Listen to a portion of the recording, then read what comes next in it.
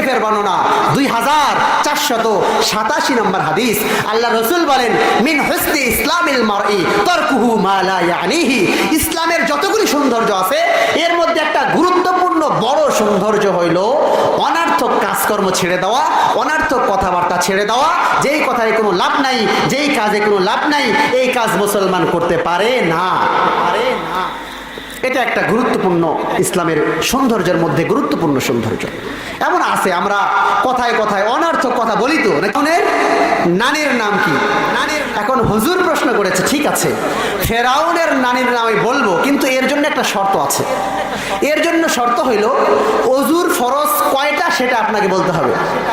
কয় হুজুর এটা তো আমি পারবো না, তাই আমি তাহলে ফেরাউনের নানির নাম বলতে পারবো না। ফেরাউনের নানির নাম না জানলে তার গুনাহ হবে। কথা বলেন, অপরাধ হবে।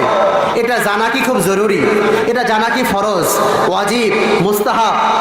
এমন অনেক প্রশ্ন আমরা করি অনার্থক।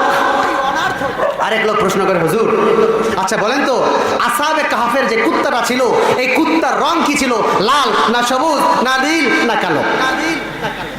হ্যাঁ, আসহাবে কাহফের কুত্তার রং। ওযুর ফরজটাই যায় না, নামাজের বিধানই যায় না, গোসলের ফরজই যায় না, তায়াম্মুমের বিধানই জানে না, আর সে প্রশ্ন করে আসহাবে কাহফের কুত্তার রং কি ছিল? এমন অনার্থক কথাবার্তা কিন্তু আমরা বলি। থানবী রহমাতুল্লাহি আলাইহির কাছে শেষ প্রান্তে চলে গেছি। থানবী রহমাতুল্লাহি আলাইহির কাছে একজন ব্যক্তি আসছে, এসে বলে, থানবী আপনি তো আমাদেরকে অনেক মাসলা মাসাইল বলেন, তো একটা মাসআলা জানার জন্য আসছি। মাসআলাটা হইল, যখন গোসল করব তো গোসল তো করি পুকুরে, পুকুরে নেমে কোন দিকে তাকায় গোসল করব? আসমানের দিকে না জমিনের দিকে, পূর্ব দিকে না পশ্চিম দিকে, উত্তরে না দক্ষিণে? এটা একটা অনার্থক কথা না? শরীয়ত কি বলেছে নাকি তুমি পশ্চিম দিকে তাকায় আল্লাহু আকবার আল্লাহু আকবার তাকবীর দিয়ে মাথায় পানি ঢালো? কথা বলে না। যে কাজটা শরীয়ত নির্দিষ্ট করে দেয় নাই এমন কাজ তুমি নিজের উপর কেন চাপায় নাও? তো শরীয়ত তো নির্দিষ্ট করে দেয় নাই। তো থানবী রহমাতুল্লাহ আলাইহি তো বহুত বড় বুদ্ধিওয়ালা মানুষ, বলে গোসল করা পুকুরে না? বলে হ্যাঁ হুজুর পুকুরে গোসল করি। কয় যখন পুকুরে গোসল করতে নামবা তোমার প্রশ্ন কোন দিকে তাকায় গোসল করবা তাই তো? বলে হ্যাঁ। যখন পুকুরে গোসল করতে নামবা, নামার সময় ওই যে লুঙ্গি পুকুর পায়ে রেখে গোসল করতে নামো, লুঙ্গির দিকে তাকায় তাকায় তাকায় তাকায় গিয়ে পুকুরে নামবা। বলো যে কারণ কি? কই তুমি যখন পুকুরে নামবা ডুব দিবা তো হতে পারে কোনো রাস্তার পথিক এসে তোমার লুঙ্গি চুরি করে নিয়ে যেতে পারে, এখন লুঙ্গির দিকে তাকায় তাকায় গোসল কইরো। অনার্থক প্রশ্ন।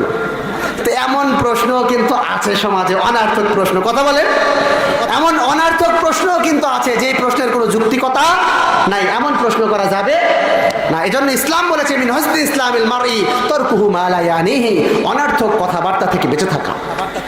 আল্লাহ রসুল বলেছেন, বুখারী শরীফের বর্ণনা 6017 নম্বর হাদিস। আল্লাহ রসুল বলেছেন, মান কানা ইউমিনু বিল্লাহ ওয়াল ইয়াউমিল আখির ফালইয়াকুল খায়র আও লিয়াসমুত। যে ব্যক্তি কিয়ামতের দিবসের উপর বিশ্বাস রাখে, যে ব্যক্তি ঈমান রাখে, ঈমানের পাশাপাশি কিয়ামত দিবসের উপর বিশ্বাস রাখে, তার জন্য উচিত সে যাতে করে ভালো কথা বলে, নেক কথা বলে, দ্বীনের কথা বলে, সত্য কথা বলে, হক কথা বলে। যদি সত্য কথা বলতে না পারে তাহলে যাতে করে সে চুপ থাকে, তাও মিথ্যা না বলে, অনার্থক কথা না বলে, গীবত না করে, শিকায়েত না করে, পরনিন্দা না করে, কাউকে কষ্ট না দেয়। একটা বিধান শরীয়তে। এজন্য ভালো কথা বলতে পারলে বলবো, আর না পারলে কথা বলেন। হুজুর মুখটা তো চুপ থাকে না, চেষ্টা তো করি, নিয়ত তো করি ঘুম থেকে উঠে যে আজকে আর মিথ্যা বলবো না, কিন্তু মুখ তো আর চুপ থাকে না। এর জন্য কি করা যায়? বাইহাকি শরীফের বর্ণনা, আল্লাহ রসুল বলেছেন, মান সমাতা নাজা। যে ব্যক্তি চুপ থাকে সে নাজাত পায়, যে ব্যক্তি চুপ থাকে সে নিষ্কৃতি পেয়ে আল্লাহর জান্নাতের মেহমান হয়।